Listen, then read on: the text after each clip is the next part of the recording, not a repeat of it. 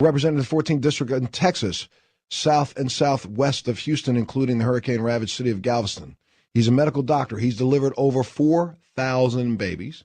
He ran for president, has a very, very strong base of support. As a matter of fact, on the December 16th, I think it was 2008, raised $6 million, 2007, raised $6 million in support of his presidential campaign. And we should remember that the original Tea Party was on December 16th, 1773.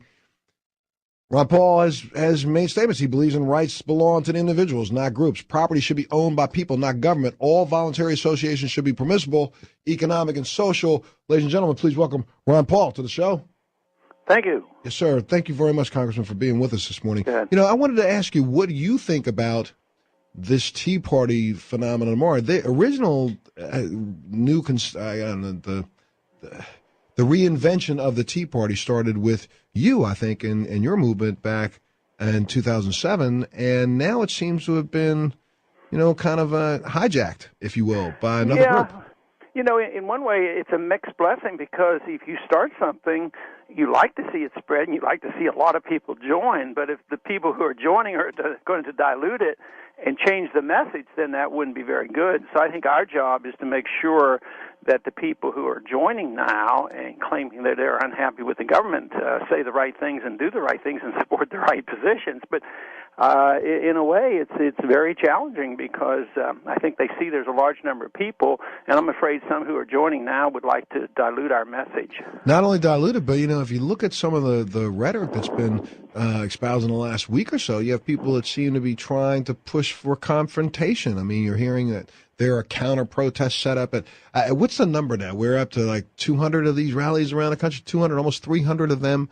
You can go up on a website and see little bubbles, little balloons that show you where all the sites are. And now they're putting up the counter-protests. Do you think that we're trying to push for something that wasn't necessarily going to happen? You know what I'm saying? Are we looking for an incident right now? We need an incident? Well, I think that is a risk, and of course, when we originated this, we were pretty precise in our rules on what we had to do, and that we wanted to avoid all violence, and we actually used the slogan about non-violence in our demonstration, even resistance, but not to get it out of hand. And generally, I think that is true, but I don't think there is any organization, especially political organization, that doesn't have somebody that creeps in who wants to stir the pot and cause a little trouble. And it's what you have to put up with, but hopefully it never discredits what we're trying to do. And Congressman, you have a tremendous amount of support around the country and a lot of different issues that you stand for. Let's talk for just a second about what do you think of this current administration, number one? What do you think of, it seems to be tackling, a multitude of issues at the exact same time, all of which seem to have a pretty big price tag. And when you stand for government should be owned by the people, not the, property should be owned by the people, not the government. We have a government that's getting ready to start buying up a lot of our property, correct? Yeah, but the continuation of the Bush policy from last year. Correct. I don't see a whole lot of difference. I see a few signs of hope, especially when they said that they might not have preconditions and they'd be willing to talk to the Iranians. That doesn't bother me. The fact that they're opening up maybe some trade and talk with Cuba, that is good. But when it comes to buying up industries, a continuation of the Bush policy, I don't like that. The continuation of the big spending and the deficits, that is a big bother. But I don't see a whole lot of difference between the two policies. I don't think that actually the new administration will change a whole lot on the secrecy of how we run some of our prison camps and other things, although Guantanamo is going to be closed. There are some court positions that Obama's taken that doesn't really jive with what he had talked about. But overall, I think that this administration is not going to do much to solve the problem, the economic problem. But I don't blame Obama. I mean, he's only been there a couple of months. I look at this bubble having been formed since 1971, and it has to do with our monetary system, and no one administration did this.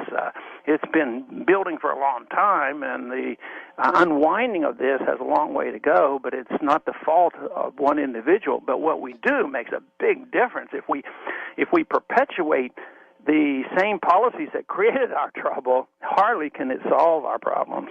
Well, Congressman, I know you're limited for time today, and we really want to definitely get you back. I mean, if there's one thing that we as a nation have to cling to as a sentiment, as a I don't know, a rally cry, what would it be? What do you think that rally cry should be right now? Because I see us trying to separate and trying to tear apart and trying to make sure that lines are drawn in the sand rather than trying to actually work together. What would be the rally cry that you think we should have? It is, what should the role of government be? And I think it should be to protect liberty. And that's what I claim at all my rallies, that we bring people together because everybody loves liberty for different reasons, and we should rally behind that.